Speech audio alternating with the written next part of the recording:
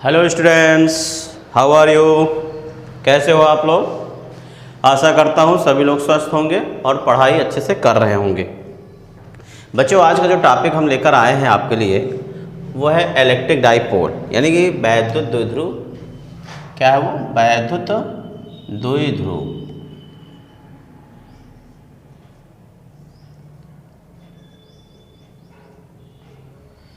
क्या है ये वैद्युत द्विध्रुव? तो ध्यान से सुने।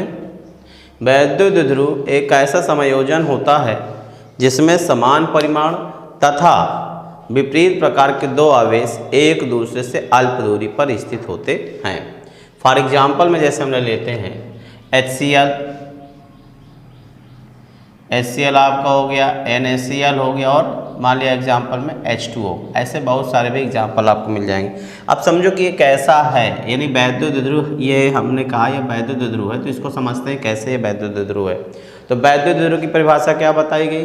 वैद्युत द्विध्रुव एक ऐसा समायोजन होता है जिसमें समान परिमाण तथा विपरीत प्रकार के आवेश एक दूसरे से बहुत ही कम दूरी पर स्थित होते हैं, यानी बहुत ही नज़दीक होते हैं। मतलब जैसे HCl है तो HCl देखो आप, HCl किससे मिलकर बना? H+ आयन और Cl- आयन से मिला है। तो देखो इस पर क्या है बच्चों? एक प्लस है और इस पर क्या है? एक इलेक्ट्रॉन है। प्लस का मतलब एक प्रोटॉन है और इस पर क्या है? माइनस का मतलब क्या है? एक इलेक्ट्रॉन है। मतलब H+ आयन पर जो चार्ज है 1.6 × 10⁻⁹ कूलम, और माइनस इस पर देखो तो इस पर -1.6 × 10⁻⁹ कूलम। बच्चों यहाँ पे देखो दोनों ही H+ आयन और Cl पर जो आवेश का परिमाण है वो कैसा है? समान है, बट नेचर दोनों का कैसा है? अपोजिट है। तो इसलिए कहा जाता है कि वैद्युत द्विध्रुव एक ऐसा समायोजन होता है जिसमें समान परिमाण तथा विपरीत प्रकार के आवेश एक दूसरे से अल्प दूरी पर स्थित होते हैं। यानी इसमें आवेश का जो परिमाण होता है वो क्या होता है? समान होता है, लेकिन नेचर कैसा होता है? अपोजिट होता है। इसी प्रकार आप देखो NaCl, ये किससे मिलकर बना है? Na+ आयन और Cl- आयन। इसमें भी एक प्लस एक माइनस। H2O में देख लो, H2O क्या हो गया? 2H+ आयन और O माइनस। तो इस पर देखो एक हाइड्रोजन पे एक प्लस, तो दो हाइड्रोजन पे कितना हो जाएगा? 2H+ हो जाएगा।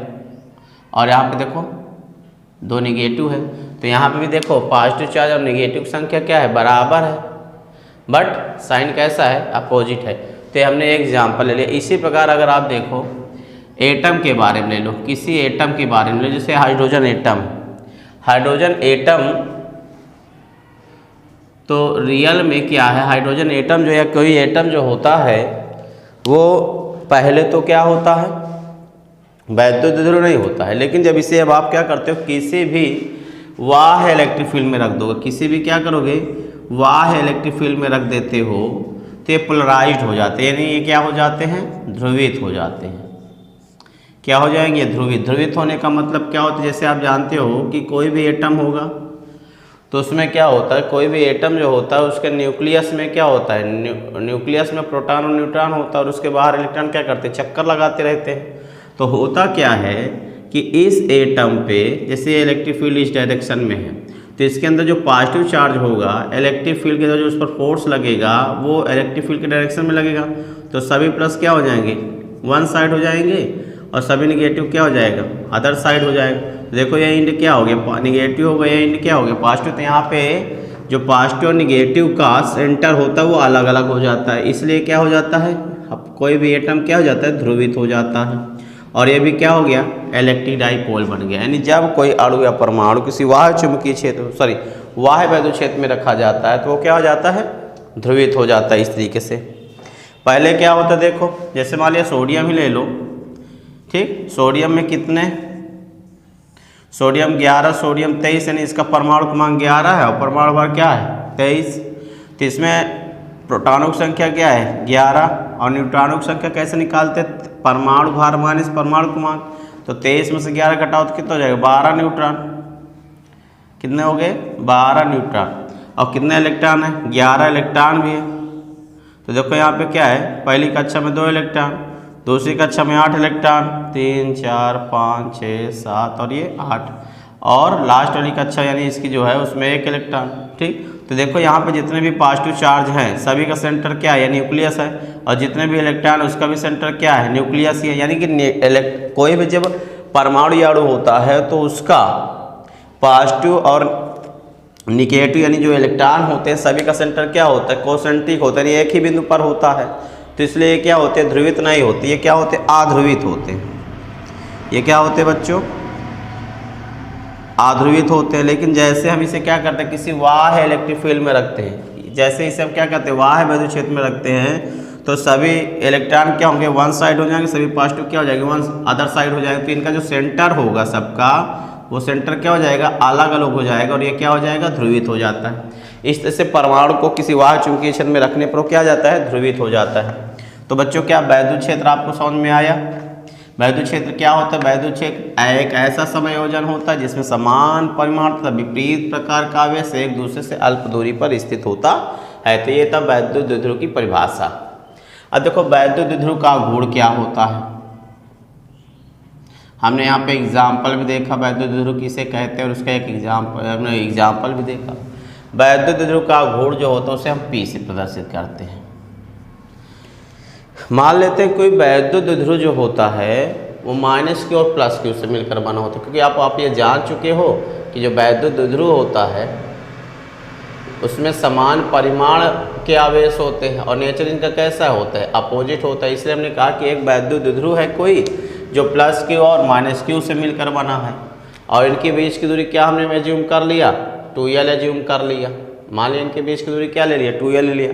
भाई हम L भी ले सकते हैं, 4L भी 3L, हमारी जो इच्छा वो ले सकते हैं, लेकिन हमने 2L क्यों ले लिया, L की बजाय हमने 2L क्यों ले लिया, इसलिए क्योंकि अभी हमें डेरिवेशन जब करना होगा तो हमें क्या करना होगा, हमेशा इसके मिड पॉइंट से डिस्टेंस निकालना होता है। इसलिए जब हम मिड पॉइंट से इसको +Q का डिस्टेंस और -Q का डिस्टेंस लेंगे तो इसे L और L में हम तोड़ सकें। अगर हम ले लेते तो ये डिस्टेंस क्या होता है, L/2, ये डिस्टेंस क्या होता है, L/2, तो सोल्यूशन करने में क्या होती है, थोड़ी प्रॉब्लम होती। इसलिए यहाँ पे +Q और -Q के बीच की जो दूरी लिया जाता है वो 2L लिया जाता है, कि इसका अगर मिड पॉइंट से डिस्ट्रीब्यूशन करना हो तो L और L में इजीली हो जाए। तो मान लिया गया कि एक वैद्युत द्विध्रुव है जो +Q और -Q से मिलकर बना है, और इनके बीच की दूरी क्या है, 2L है, और हम पढ़ने जा रहे हैं वैद्युत द्विध्रुव का आघूर्ण। तो वैद्युत द्विध्रुव का आघूर्ण क्या होता है, वैद्युत द्विध्रुव का आघूर्ण, परिमाण में वैद्युत द्विध्रुव का जो आघूर्ण होता है, दोनों आवेशों में से किसी एक आवेश का परिमाण और दोनों आवेशों के बीच की दूरी के गुणनफल के बराबर होता है। और इसे किससे शो करते हो, P से। तो P बराबर क्या हो जाएगा, P बराबर दोनों आवेशों में से किसी एक आवेश का परिमाण, क्योंकि दोनों आवेशों का परिमाण क्या है, परिमाण बराबर है, तो चाहे किसी भी आवेश की वैल्यू लो कोई फर्क नहीं पड़ेगा, एक आवेश का परिमाण गुणे दोनों आवेशों के बीच की दूरी। बच्चों देखो एक आवेश का परिमाण क्या है, एक आवेश यानी दोनों आवेशों में से किसी एक का, इसका भी +Q है परिमाण, इसका भी परिमाण को समझते हो, न्यूमेरिकल वैल्यू। जैसे मान लिया जाए कोई इलेक्ट्रिक डाइपोल +3 माइक्रोकूलम और -3 माइक्रोकूलम से बना, क्योंकि दोनों का परिमाण क्या होना चाहिए, इक्वल होना चाहिए, और साइन कैसा होना चाहिए, अपोजिट होना चाहिए। तो यहाँ परिमाण का मतलब क्या हुआ, न्यूमेरिकल वैल्यू, यानी परिमाण यहाँ क्या है, चार्ज का 3 माइक्रोकूलम, और यहाँ पे क्या है, यहाँ भी 3 माइक्रोकूलम। ठीक, तो यहाँ परिमाण का मतलब क्या हो गया, Q, और दोनों के बीच की दूरी क्या है, 2L। तो देखो ये क्या आ गया, P = Q × 2L। तो वैद्युत द्विध्रुव का जो आघूर्ण होता है उसे P से प्रदर्शित करते हैं, और इसका फार्मूला होता है P = Q × 2L। अब इस पर हम लोग महत्वपूर्ण बिंदु पे बात कर लें, कुछ महत्वपूर्ण बिंदु है।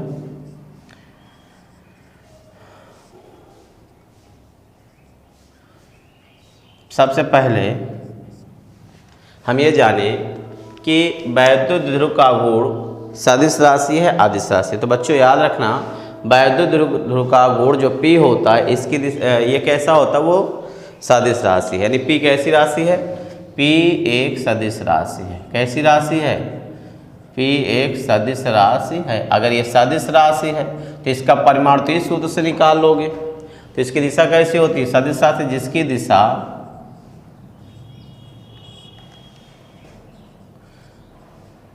ऋण आवेश से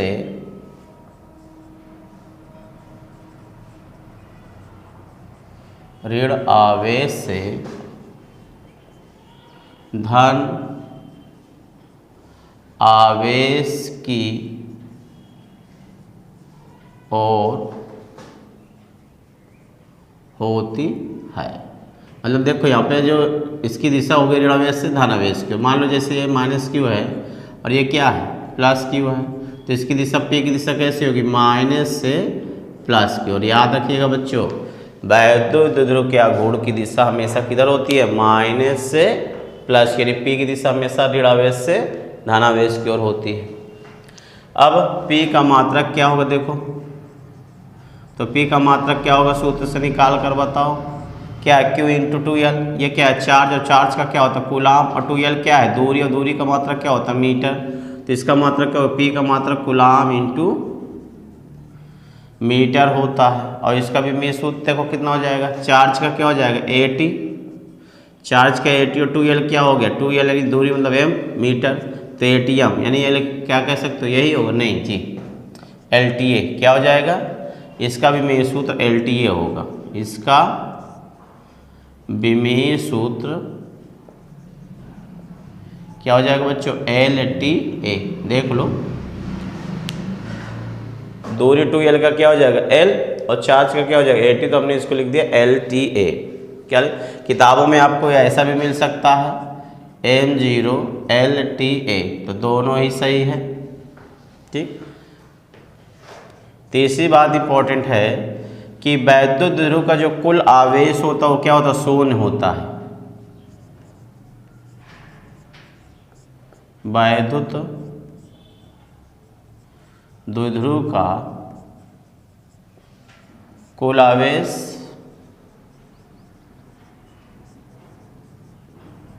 शून्य होता है। क्यों बच्चों, क्योंकि देखो एक माइनस क्यू है और एक क्या है प्लस क्यू है, तो दोनों को टोटल ऐड करो, टोटल चार्ज कितना हो जाएगा total charge of electric dipole, तो कितना हो जाएगा माइनस क्यू प्लस क्यू मिला कितना हो जाएगा 0। तो इलेक्ट्रिक डाइपोल का जो टोटल चार्ज होता है वो क्या होता है शून्य होता है। तो इसे याद रखिएगा इलेक्ट्रिक डाइपोल का कुल आवेश कितना होगा शून्य होता है। ठीक, अब देखो वैद्युत ध्रुव किससे मिलकर बना होता है आवेशों से मिलकर बना होता है। और आप सभी लोग जानते हो कि जब आवेश कहीं पे स्थिर होते हैं तो वो अपने चारों ओर क्या करते हैं एक इलेक्ट्रिक फील्ड बना लेते हैं। तो इसका मतलब जो इलेक्ट्रिक डाइपोल है वो भी अपना क्या करता है इलेक्ट्रिक फील्ड जनरेट करता है। तो हम वैद्युत ध्रुव के कारण आप क्या ज्ञात करेंगे इलेक्ट्रिक फील्ड भी ज्ञात करेंगे। क्या ज्ञात करेंगे इलेक्ट्रिक फील्ड भी ज्ञात करेंगे बच्चों। तो वैद्युत ध्रुव के कारण आप इलेक्ट्रिक फील्ड निकालेंगे। ठीक,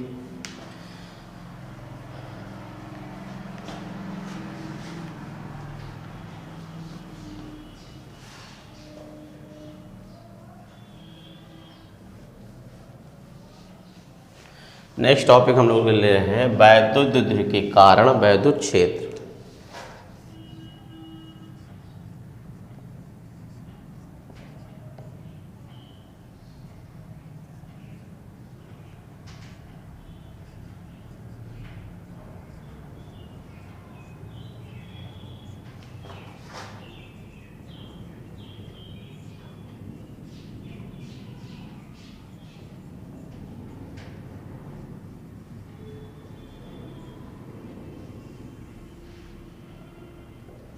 देखिए क्या है वैद्युत ध्रुव के कारण वैद्युत क्षेत्र।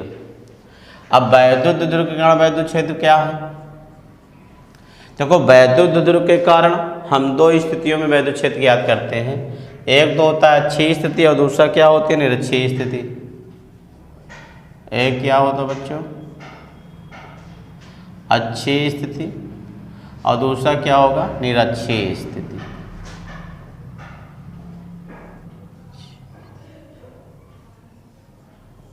देखो अच्छी स्थिति क्या होती है वैद्युत ध्रुव के दोनों आवेशों को मिलाने वाली रेखा को हम लोग क्या कहते हैं वैद्युत ध्रुव का अच्छी स्थिति कहते हैं।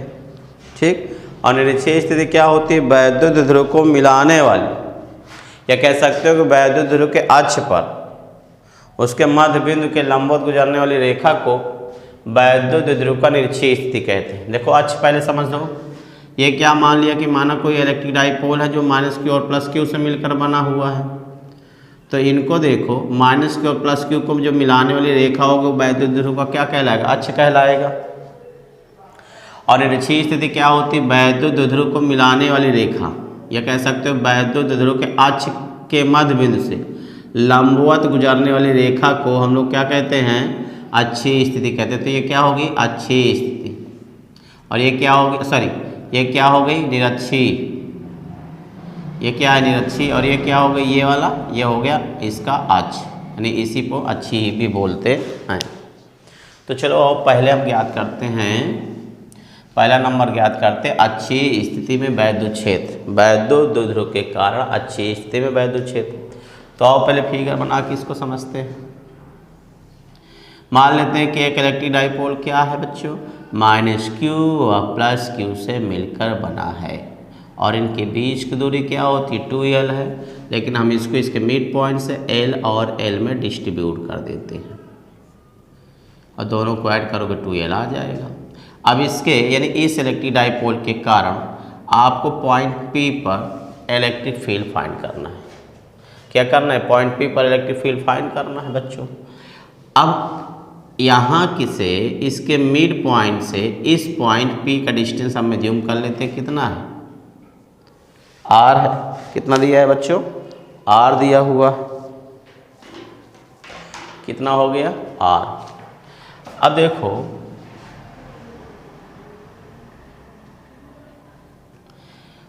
अब हम क्या करेंगे यहाँ पे इलेक्ट्रिक फील्ड फाइंड करने के लिए? तो देखो ये भी चार्ज अपना यहाँ इलेक्ट्रिक फील्ड बनाएगा और ये वाला चार्ज भी अपना यहाँ इलेक्ट्रिक फील्ड बनाएगा। तो दोनों के कारण वहाँ पे इलेक्ट्रिक फील्ड हमें फाइंड करना होगा।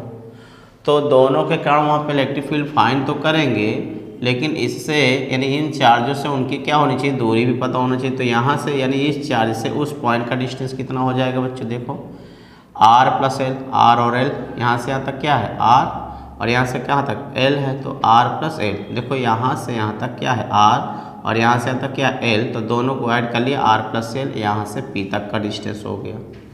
अब Q से देखो प्लस Q से डिस्टेंस क्या हो जाएगा? देखो यहाँ से यहाँ तक क्या है? R है, और यहाँ से यहाँ तक क्या है? L है। तो यहाँ से यहाँ तक डिस्टेंस क्या होगी? R minus L। क्या आपको ये क्लियर है? अगर ये क्लियर है तो मैं आगे बढ़ूँ। अब चलो निकालते पहले माइनस आवेश Q के कारण बिंदु P पर वैद्युत क्षेत्र की तीव्रता। हम P के बजाय यहाँ पे क्या ले रहे हैं? O ले रहे हैं। तो लिखेंगे आवेश, चलो मैं लिख रहा हूँ आवेश माइनस Q के कारण बिंदु O पर वैद्युत क्षेत्र जो होगी उससे हम लोग ले लेते हैं E1। क्या ले लें? E1। और फार्मूला क्या लिखेंगे? 1/4 पाई एप्सिलॉन नॉट Q अपान R स्क्वायर। और R की जगह पे देखो बच्चों कितना हो जाएगा? यानी यहाँ से आप निकाल लो इसके कारण, तो R प्लस L क्या हो जाएगा? R plus L to the power 2। ये क्या हो गया? इक्वेशन फर्स्ट मान लो। फिर इसी तरह आवेश प्लस Q के कारण बिंदु पर हो, ये देखो ये माइनस Q के कारण क्या था, और ये क्या निकाल रहे हैं? प्लस Q के कारण। तो E2 equal 1/4 pi epsilon naught Q by R minus L to the power 2। अब हमें क्या करना? हमने चार्ज माइनस Q के कारण यहाँ पे इलेक्ट्रिक फील्ड कितना प्रोड्यूस होगा? O पे, हमने वो निकाल लिया। प्लस Q के कारण O पर कितना इलेक्ट्रिक फील्ड प्रोड्यूस होगा? हमने वो निकाल लिया। अब ये क्योंकि इलेक्ट्रिक फील्ड सदिश राशि है तो इसे वेक्टर मेथड से ऐड करना होगा, तो E1 और E2 का हमें डायरेक्शन देखना पड़ेगा। तो देखो बच्चों माइनस Q के कारण इलेक्ट्रिक फील्ड की डायरेक्शन कैसी होती है? जल्दी जल्दी रिमाइंड करो। आवेश माइनस Q के कारण वैद्युत क्षेत्र की दिशा हमेशा क्या होती है? आवेश की ही ओर होती है, मतलब अंदर की ओर होती है। जैसे माइनस Q है तो यहाँ पे इसके कारण जो इलेक्ट्रिक फील्ड होगी इसी की ओर होगी। इससे हमने क्या एज्यूम किया है? E1। और ये क्या है? प्लस Q है, और प्लस Q के कारण ऊपर इलेक्ट्रिक फील्ड क्या होगी? प्लस Q के कारण जो इलेक्ट्रिक फील्ड होती है वो क्या होती है? बाहर की ओर होती है। तो इसे हमने क्या एज्यूम कर लिया? E2। आप देखो E2 की लंबाई हमने ज़्यादा कर रखी है और E1 की लंबाई हमने क्या कर रखी है? कर रखी है। इसका मतलब क्या है? तीर की लंबाई क्या बताती है? परिमाण को। तो यानी E2 का परिमाण क्या है? ज़्यादा है, और E1 का परिमाण क्या है? कम है। जाहिर सी बात है, देखो प्लस Q के पास है ये, तो इसके कारण यहाँ पे इलेक्ट्रिक फील्ड ज़्यादा होगी, और माइनस Q के कारण यहाँ पे इलेक्ट्रिक फील्ड क्या होगी? कम होगी। और E1 क्या है? आवेश माइनस Q के कारण ही इलेक्ट्रिक फील्ड है, तो E1 कम होगा और E2 क्या होगा? ज़्यादा होगा। तो यहाँ पे नेट दोनों इलेक्ट्रिक फील्ड कैसा है? अपोजिट डायरेक्शन में। E1 और E2 क्या है? अपोजिट डायरेक्शन में, इसलिए net electric field at the point O क्या होगा? दोनों के डिफरेंस के इक्वल होगा। तो नेट इलेक्ट्रिक फील्ड यानी देखो वैद्युत ध्रुव कारण O पर नेट इलेक्ट्रिक फील्ड क्या हो जाएगी? E इक्वल E2 माइनस क्या हो जाएगा बच्चों E1। तो यहाँ पे क्या O पर इलेक्ट्रिक फील्ड आ रही, नेट इलेक्ट्रिक फील्ड आ रही है आपकी, तो E नेट कह सकते हो क्या किसमें अच्छी स्थिति में।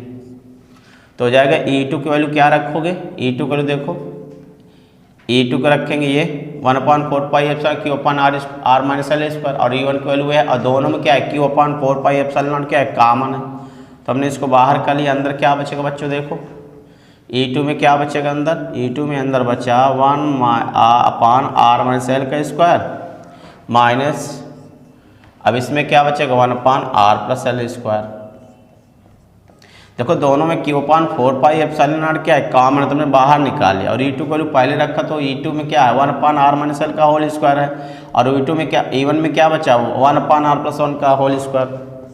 अब देखो Q/4 पाई एप्सिलॉन नॉट, और यहाँ पे एलसीएम ले लो, देखो एलसीएम लोगे तो हो जाएगा R माइनस एल और R प्लस एल का होल स्क्वायर हो जाएगा बच्चों।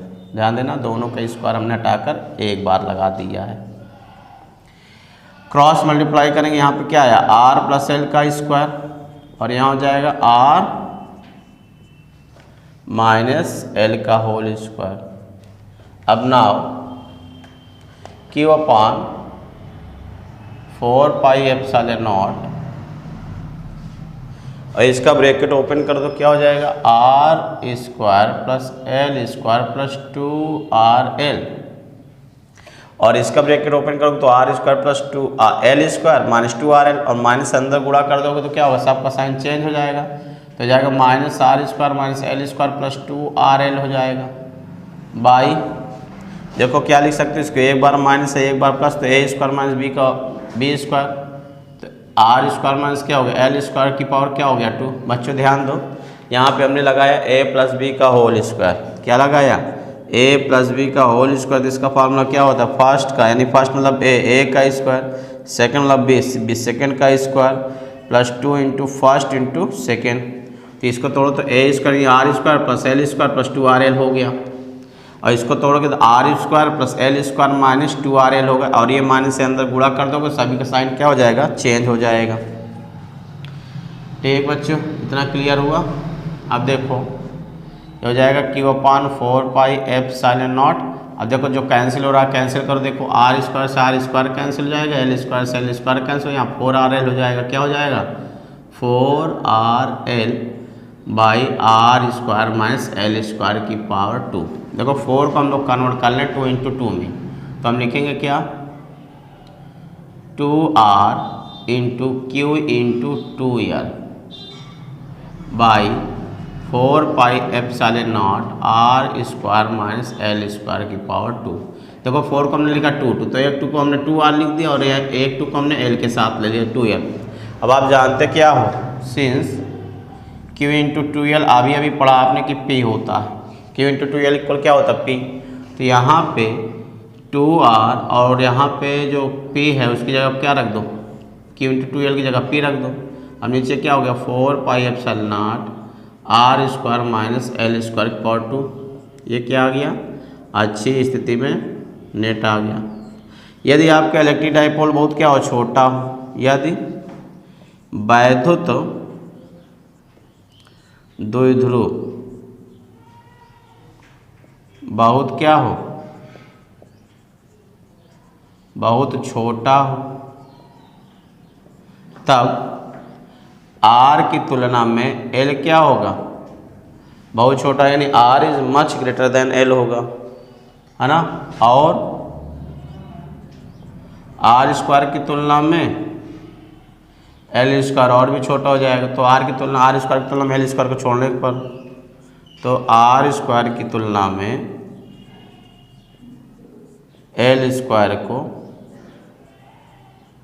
छोड़ने पर, छोड़ दो भाई, छोड़ने में क्या हार जाएगा बहुत छोटा है, जायज़ बात है। जब कोई बड़ा आदमी बन जाता है तो छोटे लोगों की कीमत करना बंद कर देता है, वो कहता मेरा दोस्त नहीं, पहचान ही नहीं बताना चाहता, क्योंकि उसकी इंसल्ट हो जाएगी। जब कोई बड़ा हो जाता है तो छोटे लोग क्या हो जाते हैं उसके तुलना में, उनकी कोई वैल्यू नहीं बचती है। तो R स्क्वायर क्या है बहुत बड़ा हो गया, इसलिए L स्क्वायर बहुत छोटा है, R स्क्वायर की तुलना में L स्क्वायर की कोई कीमत नहीं, उसे छोड़ दीजिए।